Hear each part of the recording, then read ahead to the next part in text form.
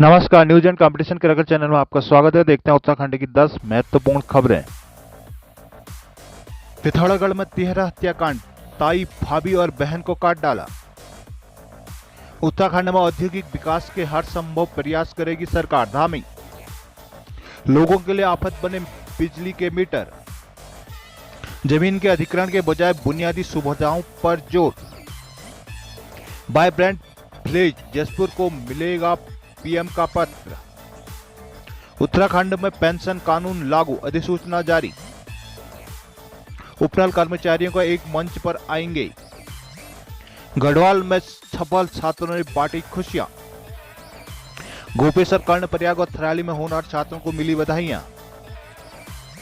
Pauri, CCTV में DVR नहीं हुई तो कार्रवाई, चौबे।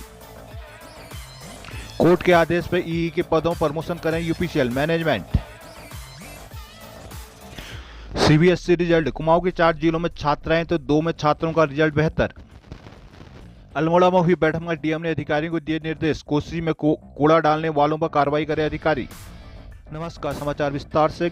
गंगोलीहाट, पिथौरागढ़। गंगोलीहाट टीम क्षेत्र के गांव में एक युवक ने अपनी ताई, उनकी बहू और बेटी के धारदार हथियार से गला काटकर हत्या कर दी। वारदात को अंजाम देने आरोपी अपनी पत्नी के साथ फरार हो गया। पुलिस हत्या आरोपी युवक और उसकी पत्नी की तलाश में जुटी है। शुक्रवार सुबह 5 बजे सुदूरवर्ती गांव बुरुसुम हेमंती देवी पत्नी सेराम, उनकी सौतेली बहू रमा देवी, पत्नी प्रकाश राम और मायके गई हुई सौतेली बेटी माया एक ही कमरे में सोई थी, जबकि शेर राम की दूसरी पत्नी बसंती देवी दूध दुहाने गौशाला में गई थी। इस दौरान पड़ोस में रहने वाले युवक संतोष राम घर में घुसा और वहां सो रही अपनी ताई हेमंती, उनकी बहू रमा और विवाहित बेटी माया की गर्दन काटकर हत्या कर दी। बताया जा रहा है कि संतोष राम आए दिन उनकी ताई के परिवार के साथ झगड़ा करता रहता था। उसकी शिकायत उनके ताऊ के बेटे जोगाराम ने पुलिस और प्रशासन से की थी। ग्रामीणों ने बताया कि 10 दिन पहले हत्या आरोपी प्रकाश के परिवार को धमकाकर घर से निकाल दिया गया था। रुद्रपुर, मुख्यमंत्री पुष्कर सिंह धामी ने कहा कि औद्योगिक भवनों की ऊंचाई और बढ़ाएंगे, शेडकुल की सड़कें बनेंगी। औद्योगिक क्षेत्र में सहित सभी जगहों से अतिक्रमण हटाया जाएगा। औद्योगिक क्षेत्रों में प्रदूषण श्रेणी के सरलीकरण का प्रयास किया जाएगा। कोशिश रहेगी कि व्हाइट श्रेणी में आने वाले उद्योगों को एनओसी नहीं लेनी पड़े। राज्य में जल्द ही इन्वेस्टर समिट का आयोजन किया जाएगा। समिट के ब्रांड एम्बेसडर भी हमारे औद्योगिक जगत से जुड़े लोग हैं। राज्य में औद्योगिक विकास के लिए हर संभव प्रयास किया जाएगा। मुख्यमंत्री धामी ने शुक्रवार को होटल रेडिसन ब्लू में राज्य स्तरीय उद्योग मित्र समिति की बैठक में उद्योगपतियों को स्वागत करते हुए यह प्रतिबद्धता जताई। उन्होंने कहा कि सॉफ्ट स्टोन रॉयल्टी कम की गई है। प्रभावी लीसा नीति के लिए हिमाचल प्रदेश सहित अन्य राज्यों को लीसा नीतियों का निरीक्षण कराते हुए लीसा नीति का भी सरलीकरण किया जाएगा। उन्होंने कहा कि औद्योगिक नीति में उद्योगपतियों के सुझावों को भी शामिल किया गया है। उत्तराखंड का नैसर्गिक सौंदर्य, बेहतर मानव संसाधन उद्योगपतियों को उत्तराखंड की ओर आकर्षित कर रहा है। मुख्यमंत्री ने कहा कि बैठक में आए सुझावों पर गंभीरता से विचार किया जाएगा। बैठक में पीएम स्वनिधि योजना के अंतर्गत छोटे उद्यमों लाभार्थियों को सम्मानित और प्रोत्साहित किया गया है। सीएम ने कहा कि जिले में स्वास्थ्य सेवाओं में सुधार के लिए काशीपुर में ईएसआई हॉस्पिटल प्रस्तावित किया गया है। दूरस्थ क्षेत्रों को हेली सेवा से जोड़ने की दिशा में प्रयास किया जा रहा है तथा पंतनगर एयरपोर्ट को अंतर्राष्ट्रीय स्तर पर बनाने का प्रयास लगभग अंतिम चरण में है। उन्होंने कहा कि सिंगल विंडो सिस्टम को प्रभावी बनाया जाएगा। उन्होंने महिला वर्करों की सुरक्षा, सशक्तिकरण पर उद्यमों से लिखित सुझाव देने की अपील की है। सीएम ने कहा कि बड़ी बैठकें राज्य के अलग अलग स्थानों पर कराने की योजना है। इस क्रम में उद्योग मित्र की बैठक रुद्रपुर में कराने का निर्णय लिया गया। उन्होंने कहा कि इस तरह की बैठकें हर माह में एक बार कराने का प्रयास किए जाएंगे। उन्होंने कहा कि सरकार सीमित संसाधनों के बावजूद राज्य के समग्र विकास के लिए हर संभव प्रयास कर रही है। देहरादून, उत्तराखंड पर हर दूसरे आम बिजली उपभोक्ता की शिकायत को उनका बिल ज्यादा आता है। इस संबंध में यूपीसीएल को हर महीने करीब 2500 शिकायतें मिल रही हैं। लोग चेक मीटर लगवाकर घरेलू मीटरों की जांच भी कर रहे हैं। अधिकतर मामलों में यूपीसीएल अपने मीटरों को सही ठहराते उन्हें राहत दे रहा है, जबकि पहुंचे वाले उपभोक्ता विद्युत लोकपाल में जाकर लगातार करोड़ों के बिल माफ करा रहे हैं। उत्तराखंड में ऊर्जा निगम की हर अधीक्षण अभियंता के सर्किल स्तर पर एक मीटर टेस्टिंग लैब है। इसमें बिजली उपभोक्ता मीटरों की समस्याओं को लेकर शिकायत करते हैं। यहाँ उपभोक्ताओं को मीटर की जांच के साथ चेक मीटर लगाकर मीटर की स्पीड की भी जांच की जाती है। यदि मीटर की स्पीड ज़्यादा पाई जाती है तो उपभोक्ताओं का बिल चेक मीटर की रीडिंग के लिहाज से तय कर कम कर दिया जाता है। यदि उपभोक्ता के मीटर की स्पीड कम पाई जाती है तो चेक मीटर की स्पीड के लिहाज से ज़्यादा बिल भी आ जाता है। वर्तमान में पूरे उत्तराखंड के मीटर टेस्टिंग डिवीजनों में जनवरी से लेकर मई महीने के बीच की अवधि में करीब 10,000 उपभोक्ताओं ने चेक मीटर लगाने का आवेदन किया था। टेस्टिंग डिवीजन में स्टाफ की कमी के कारण प्रकरण का जल्द निस्तारण नहीं हो पाता। जिनका निस्तारण होता भी उन्हें यूपीसीएल से राहत नहीं मिलती। दूसरी ओर पहुंचने वाले तमाम बड़े कमर्शियल व आधुनिक विद्युत उपभोक्ताओं को हर स्तर पर वीआईपी ट्रीटमेंट मिलता है। यहाँ तक कि उनके करोड़ों को बिल भी माफ हो जाते हैं। देहरादून। प्रधानमंत्री नरेंद्र मोदी ने उत्तरकाशी जिले के उपला टकनौर क्षेत्र के जसपुर गांव के प्रधान को चिट्ठी भेज सीमावर्ती क्षेत्रों के विकास के लिए किया जा रहे कार्य की जानकारी दी। पीएम ने कहा कि सीमावर्ती गांव को लेकर अब लोगों का नजरिया बदल रहा है। उत्तरकाशी जिले में उपला टकनौर क्षेत्र का चयन भारत सरकार की वाइब्रेंट विलेज योजना में हुआ है। क्षेत्र में जसपुर गांव के पास हरीश राणा ने इसके लिए बीते दिनों प्रधानमंत्री नरेंद्र मोदी को चिट्ठी लिखकर उपहार व्यक्त किया था, जिसके जवाब में प्रधानमंत्री नरेंद्र मोदी ने ग्राम प्रधान को पत्र लिखकर कहा कि देश के सीमावर्ती गांव को लेकर अब देशवासियों को नजरिए में बड़ा बदलाव देखने को मिल रहा है। आज देशवासी इन गाँव को देश का अंतिम नहीं बल्कि देश के पहले गांव के रूप में पहचानने लगे हैं। प्रधानमंत्री ने पत्र में लिखा कि सामरिक दृष्टि अत्यंत महत्वपूर्ण ये गांव यहाँ के लोग देश के सशक्त प्रहरी हैं। उन्होंने कहा कि सीमावर्ती क्षेत्रों को उनकी वास्तविक पहचान दिलाने विकास के लिए प्रयास किए जाने इस कड़ी में सीमावर्ती क्षेत्रों में कनेक्टिविटी को बेहतर बनाने, आधारभूत ढांचों के विकास, पर्यटन को बढ़ावा देने, प्लान रोकने, युवाओं को रोजगार के अवसर उपलब्ध कराने के उद्देश्य से वाइब्रेंट विलेज योजना की शुरुआत की गई थी। इस प्रोग्राम के जरिए देशवासियों इन गांव के लोगों के रहन सहन, खान पान, हस्तशिल्प और लोक कला और संगीत को परस्पर जानने का भी अवसर मिलता है।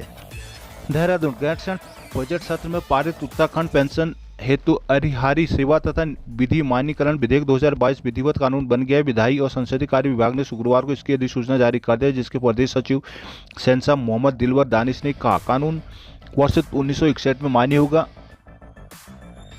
इसके लागू होने से अब अस्थायी कार्मिक के रूप में की गई पेंशन लाभ को अमान्य होगी। मौलिक नियुक्ति की तारीख से सेवा अवधि पेंशन के लिए गिनी जाएगी। हालिया कुछ वर्षों में लोक निर्माण विभाग, सिंचाई, पेयजल समेत कुछ विभागों में स्थायी कर्मचारियों ने पूर्व की सेवाओं के आधार पर पेंशन का लाभ देने की मांग की थी। पेंशन के लाभ के लिए कम से कम 10 साल की नियमित सेवा अनिवार्य है, लेकिन 3 से 4 साल की स्थायी सेवा करने वाले कार्मिकों ने अपने पूर्व के 10 से 15 साल के अस्थायी सेवा को पेंशन के लिए जोड़ने की मांग की। मामलों में कोर्ट केस में फैसले कर्मचारी के पक्ष में आए, जिसके बाद यह सिलसिला शुरू हो गया। कार्मिकों के पेंशन के भार को बढ़ता देख पिछले साल 14 नवंबर 2022 को कैबिनेट बैठक में पेंशन के मानक तय करने के कानून बनाने का निर्णय लिया गया था। गैरसैन्य बजट सत्र में 16 मार्च 2023 को इसे पारित कर दिया गया।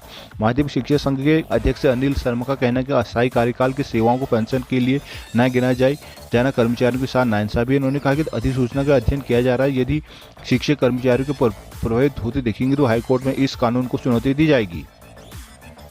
पौड़ी। सीबीएसई के 12वीं के रिजल्ट शुक्रवार को जारी हुए।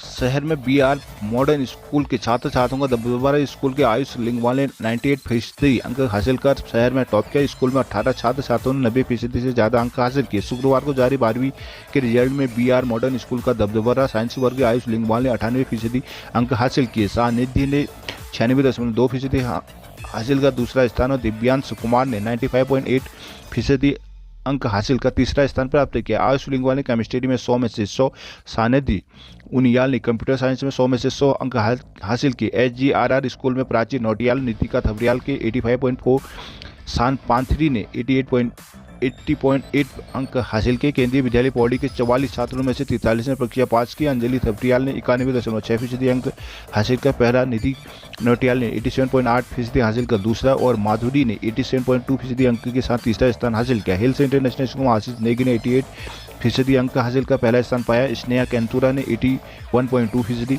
अंक हासिल कर दूसरा और रितिका ने 78.4% अंक के साथ तीसरा स्थान प्राप्त किया।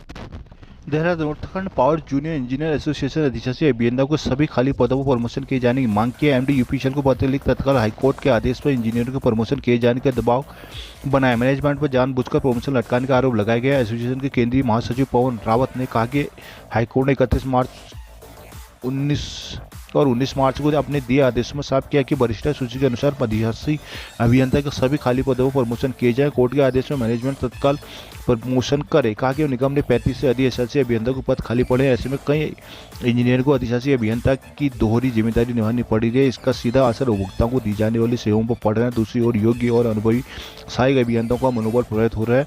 मैनेजमेंट का कहना है कि बिना वरिष्ठ सूची के प्रमोशन नहीं हो सकते, जबकि कोर्ट ने सीलबंद लिफाफ को खोलकर वरिष्ठ सूची को स्थिति साफ कर दी, जिसके बाद प्रमोशन किसी भी तरह की देरी नहीं की जानी चाहिए। एसोसिएशन के जो सदस्य रिटायर हो गए उन्हें भी नेशनल नोशनल पदोन्नति दी जानी चाहिए। यूपीसीएल में सहायक अभियंताओं को वरिष्ठता सूचित प्रकरण में लोक सेवा प्राधिकरण ने सीधे भर्ती व ट्रेनिंग के समय को हटाते हुए वरिष्ठता सूची तैयारी करने का आदेश दिया था। यूपीसीएल ने अधिकरण के आदेश को हाईकोर्ट में चुनौती दी। कोर्ट ने वरिष्ठता सूची को सीलबंद लिफाफे में जमा करने का आदेश दिया था। निगम ने इस वरिष्ठता सूची को हाईकोर्ट में सीलबंद लिफाफे में जमा किया। कोर्ट ने 26 अप्रैल 2018 को फैसला दिया था कि प्रमोशन किए जा सकते हैं। ये प्रमोशन कोर्ट के भविष्य में होने वाले आदेश के अधीन रहेंगे। इस पर कुछ प्रमोशन किए गए, कुछ पर रोक लग गई। हल्द्वानी राज्य में विश्वविद्यालय के परिसर अब मॉडल कैंपस के रूप में विकसित होंगे। एशियन डेवलपमेंट बैंक एडीबी के सहयोग से विश्वविद्यालय परिसरों में अत्याधुनिक सुविधाएं विकसित की जाएंगी। साथ ही परिसरों को तकनीकी रूप से मजबूत बनाया जाएगा। एडीबी ने प्रदेश के डिग्री कॉलेजों को मॉडल बनाने के साथ ही विश्वविद्यालय के कैंपस को मॉडल बनाने के बजाय बजट दिए जाने की सैद्धांतिक मंजूरी प्रदान की है, जिसके तहत श्री देव सुमन विश्वविद्यालय के ऋषिकेश कैंपस, उत्तराखंड मुक्त विद्यालय के हल्द्वानी कैंपस, कुमाऊं विश्वविद्यालय के नैनीताल स्थित डीएसवी कैंपस और एसएसजे विश्वविद्यालय के अल्मोड़ा स्थित कैंपस का चयन किया गया। इसी क्रम में एडीबी की टीम विश्वविद्यालय के कैंपस में जाकर वहां की व्यवस्थाओं का जायजा ले रही है। इस दौरान कैंपस की ओर से दिए जा रहे प्रेजेंटेशन के माध्यम से विश्वविद्यालय परिसर में मौजूद सुविधाओं और आवश्यकताओं को लेकर प्रस्ताव तैयार किया जा रहा है। कैंपस की ओर से दिए जाने वाले प्रस्ताव को एडीबी में मंजूरी मिलने के बाद उन्हें बजट जारी किया जाएगा। योजना के तहत परिसरों को 2 से 10 करोड़ रुपए तक का बजट जारी होने का अनुमान है। मॉडल कैंपस के तहत विश्वविद्यालय के कैंपस में नेटवर्किंग, कनेक्टिविटी, वर्चुअल लैब, ई ग्रंथालय, computer lab, library, smart class समेत मूलभूत सुविधाओं को विकसित किया जाएगा। योजना के तहत यूनिवर्सिटी कैंपस में स्किल डेवलपमेंट के पाठ्यक्रम शुरू किए जाएंगे। प्रभारी उच्च शिक्षा निर्देशक डॉक्टर सीडी सुंठा ने बताया कि चंपावत के राजकीय महाविद्यालय को एसएसजे परिसर अल्मोड़ा का कैंपस बनाने की अधिसूचना जारी हो गई है। राज्यपाल कुलपति लेफ्टिनेंट जनरल सेवानिवृत्त गुरमीत सिंह की संस्तुति के बाद यह अधिसूचना जारी की जाएगी। कुलाधिपति की अधिसूचना के बाद विश्वविद्यालय के स्तर से चंपावत कॉलेज के प्राध्यापकों और कार्मिक के समायोजन की कार्यवाही शुरू की जाएगी। उत्तराखंड में विश्वविद्यालय मॉडल कैंपस बनने से छात्रों को सुविधाएं मिलेंगी। इसके लिए एडीबी की टीम ने कैंपस का निरीक्षण कर कार्य योजना तैयार की है। विश्वविद्यालय को मॉडल कैंपस बनाने से उनमें अत्याधुनिक सुविधाएं मिलेंगी।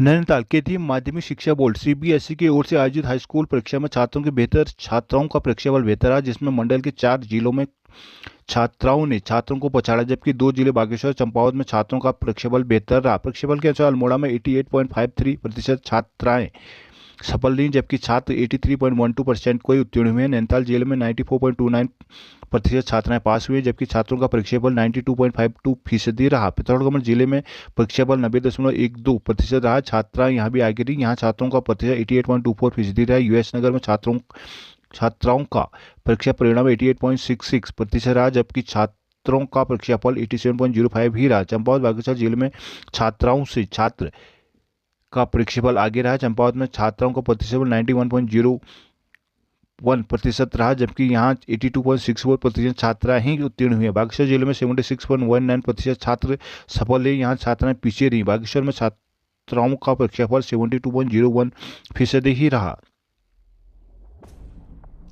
अल्मोड़ा जिला गंगा समिति की बैठक शुक्रवार को नवीन कलेक्ट्रेट में आयोजित की गई। बैठक में कोसी नदी व अन्य जल स्रोतों में से जिन लोगों की ओर से बार बार कूड़ा डाला जा रहा है, ऐसे लोगों को चिन्हित कर कार्रवाई के डीएम ने निर्देश दिए हैं। बैठक में डीएम वंदना ने कहा कि जिन लोगों की ओर से सफाई अभियान में सहयोग किया जा रहा है, उन्हें समिति में सम्मानित किया जाए और उनकी सूची प्रभागीय वनाधिकारी कार्यालय को प्रेषित किया जाए। उन्होंने ईओ नगर पालिका को निर्देश दिए कि शहर में आवारा घूमने जानवरों को गौसदन ज्योली कटारमल भेजने की कार्रवाई की जाए और उन्होंने निर्देश दिए कि शहर की सफाई व्यवस्था को दुरुस्त रखा जाए। उन्होंने नदी किनारे स्थित ग्रामों व कस्बों में सफाई अभियान को जागरूकता सांस्कृतिक कार्यक्रम आयोजित करने, जागेश्वर नदी में के किनारे गंगा आरती व घाट पर योगा और कोसी बाजार में मैराथन और नुक्कड़ नाटक व जागरूकता रैली का आयोजन करने, जल स्रोतों के किनारे बसे गाँव और शहरों से उत्पन्न हुए वेस्ट को जल स्रोतों में जाने से रोकने के लिए जरूरी निर्देश अफसरों को दिए।